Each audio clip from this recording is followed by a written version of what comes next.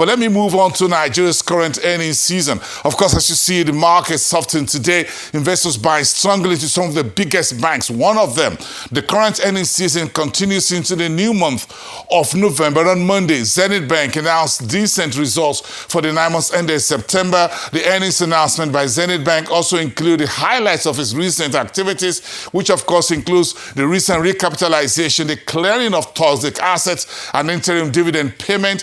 Professor Uche Uwaleke is a professor of capital markets and the president of the Capital Market Academics of Nigeria.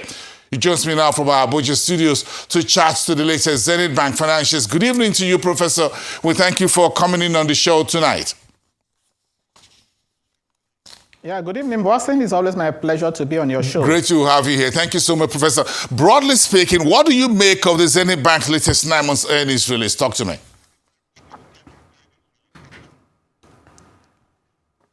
Well, I think interestingly, I spent much of today analyzing that report from Zenith Bank, with some of my students.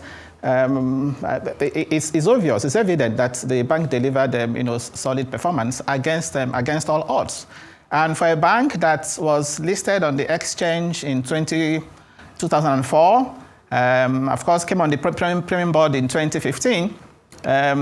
You can say the bank has done well, over the years. For me, what has, stood out is a consistency.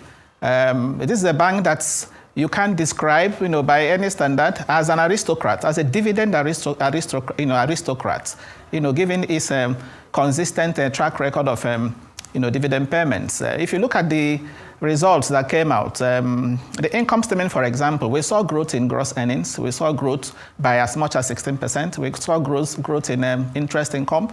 Earnings per share came in around at around 18.60 kobo.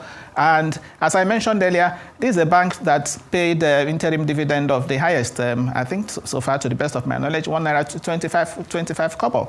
And if you also take into cognizance that last year they had, 5 naira, total dividend. They did interim 1 naira and then did final dividend of, 4 naira. In 2023, it was, 4 naira. In 2022, it was 3 naira, 10 kobo. That tells you that this bank, has been consistent.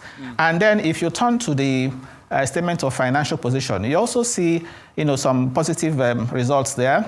Growth in assets, reduction in liabilities. For me, that was also key. Although marginal reduction in liabilities, and of course, when you talk about the prudential ratios, beginning with the asset quality, again, you also see improvement in the bank's asset quality, in capital adequacy ratio, and even in the liquidity ratio. So I think overall the bank has delivered this strong performance, again on account of better, I would say, improved management. Yes. One way to measure management efficiency is even to also look at that income statement.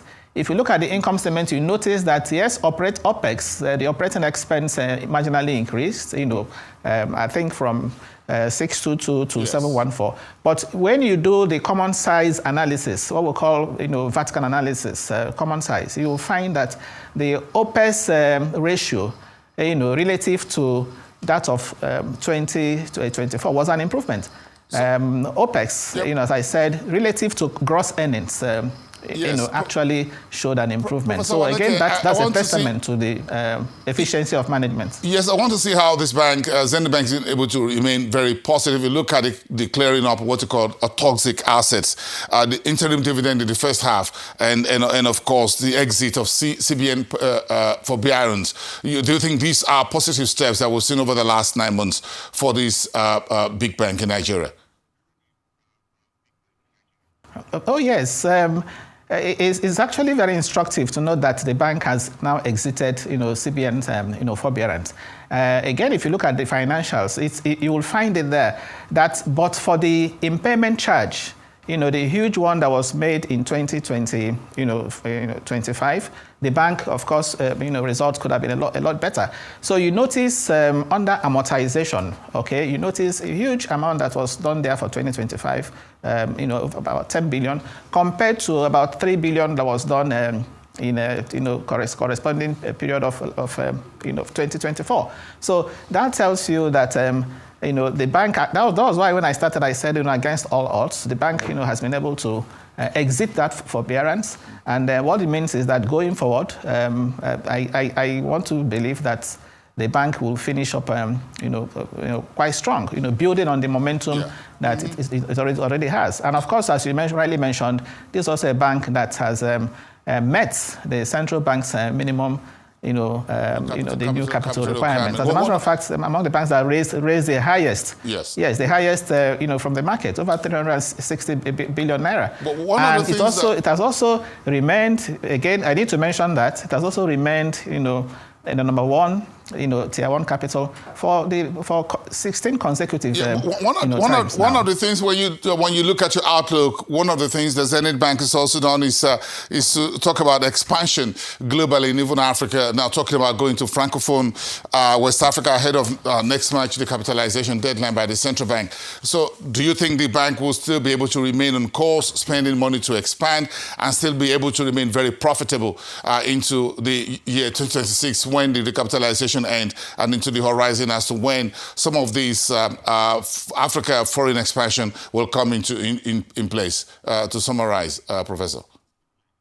Yes. I also think that those are even the things that are creating value for the shareholders. If you notice, shareholders' funds, when we say shareholders' funds, we are talking about share capital and reserves, also increased. The fact that today Zenith Bank has over 500 branches, across the country, the fact that they also have presence in West African countries, Ghana, Gambia, Sierra Leone, even in the UK, and we have seen recent expansions, also being done by the bank, in France and some other countries. I think these are things that will create value for the shareholders. In theory, we say when a company is investing in projects with positive MPV, okay, that rubs off positively on shareholders' value. And it's also not surprising that some estimates have even said that the intrinsic value of Zenith Bank today, according to some estimates I've seen, is around 108 naira. Intrinsic value. Meanwhile, the current share price is 63 naira.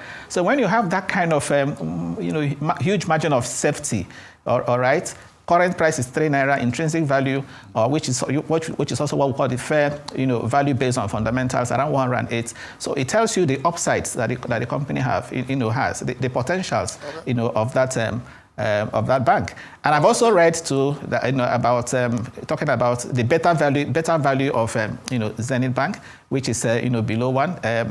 Time will not permit us to go into the implications of the better value again on the investment opportunities. I'm sure, Professor, the shareholders. Professor, I'm sure the students are having the better part of you than we could ever get on television. But we appreciate it so much when you sit down in class to do those analysis. Thank you so much for those insights in the market, including any season. Thank you so much. Have a pleasant evening.